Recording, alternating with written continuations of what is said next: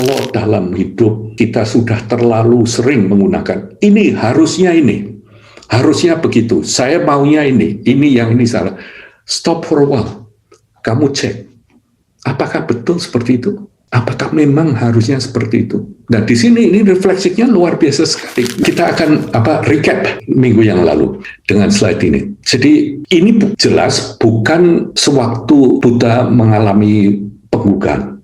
Ini sesudah berapa saat, ini Buddha yang mengajarkan ke 5 temannya. Tapi yang di sini, dengan 5 ini, beliau itu membuka dengan sesuatu yang kadang-kadang malah tidak kita perhatikan. Karena anggapan kita, toh ini diulangi nanti di Januari Arya Satyani.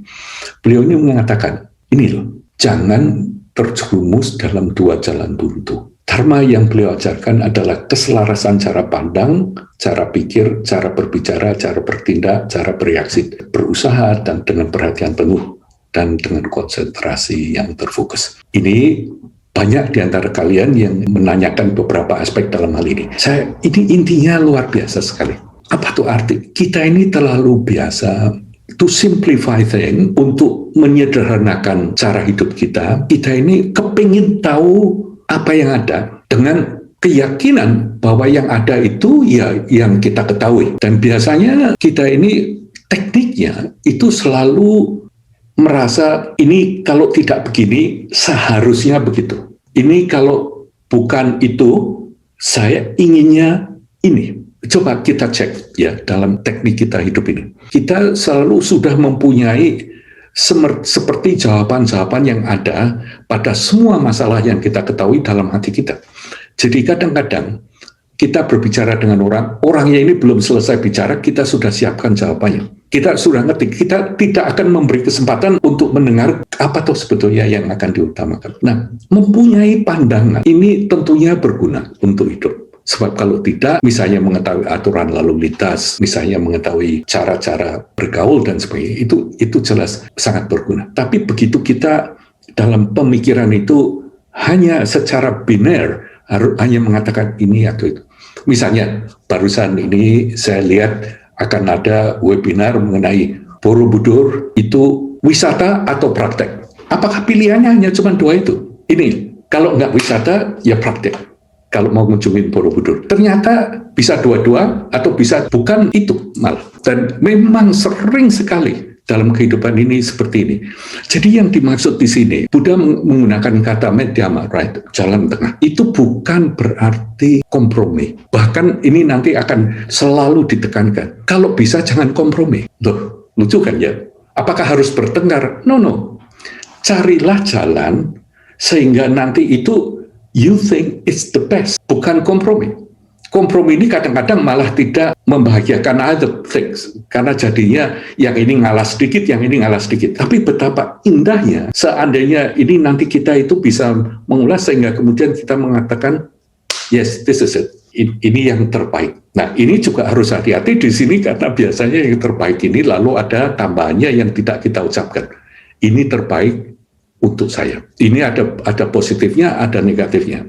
Positifnya itu berarti kalau itu hanya untuk saya yang terbaik, kita akan menghargai pendapat orang lain yang menganggap bahwa itu bukan yang terbaik untuk dia. Tapi ada juga negatifnya dalam arti kata kalau kita mempunyai cara pandang sudah mengatakan inilah yang terbaik, harusnya seperti ini, itu bahwa apa-apa itu nanti hanya kita pandang dari apa tuh keuntungannya untuk saya.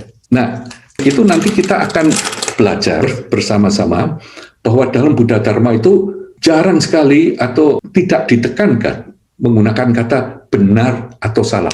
Yang digunakan apa?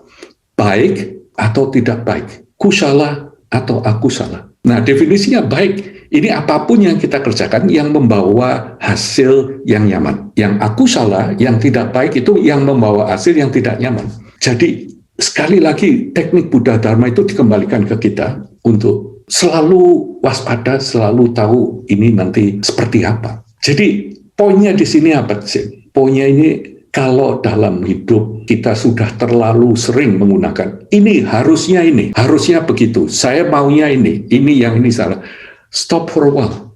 Kamu cek, apakah betul seperti itu? Apakah memang harusnya seperti itu? Nah, di sini ini refleksinya luar biasa sekali. Misalnya kita di jalan raya, kita lihat banyak kendaraan, macet, kemudian kamu jengkel, kamu marah.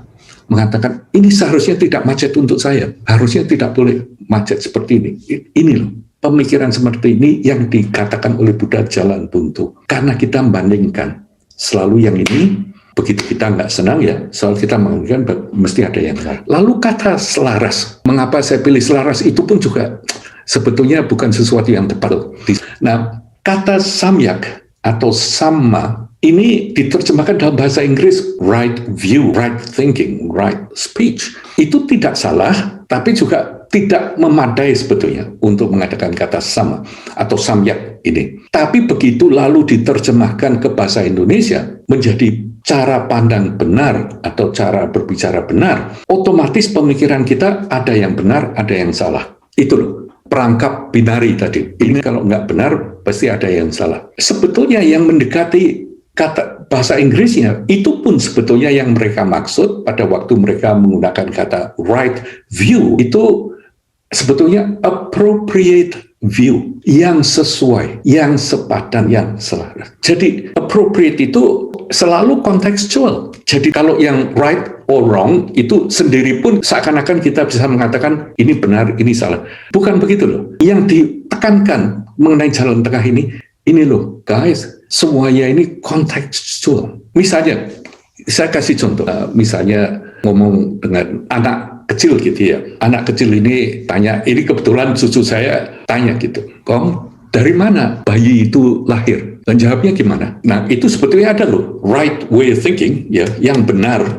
Mungkin kita bisa buka kan Wikipedia bahwa ini ada sperma, ini ada which is right. Tapi apakah itu tepat? Apakah itu selaras? Apakah itu berguna? Ini loh poinnya. Jadi terjemahan yang di sini itu nanti kita carikan kalau memang ada kata yang lebih bagus, tapi saya pilih kalau bilang sesuai, itu pun juga ada konotasinya. Karena sesuai kadang-kadang sesuai dengan keinginan kita, atau sesuai dengan keperluan kita, dan sebagainya. Yang dikatakan selaras di sini, itu appropriate in a way yang terintegrasi, yang semuanya menyatu, sehingga semuanya ini menjadi ekspresi dari apa yang kamu kerjakan. Jadi intinya yang Buddha ingin tekankan di sini ini, apapun yang kamu pikirkan, apapun yang kamu katakan, itu selaraskanlah. Jadi nggak ada yang jomplang, nggak ada dalam hati sebetulnya ingin ini, tapi omongnya keluarnya lain. Misalnya kamu ketemu orang gitu ya, kamu sebetulnya ingin mengatakan sesuatu yang lain daripada yang dikatakan, dan kamu merasakan ini not true. So, itu loh intinya. Jadi, dalam hidup itu tidak usah terlalu banyak kompromi. Tapi bukan harus ini atau itu gitu. Tapi selalu akan bisa melihat situasi kalau kita tidak istilahnya a priori kan, tanpa konsepsi dulu bahwa ini harus ini atau itu harus ini.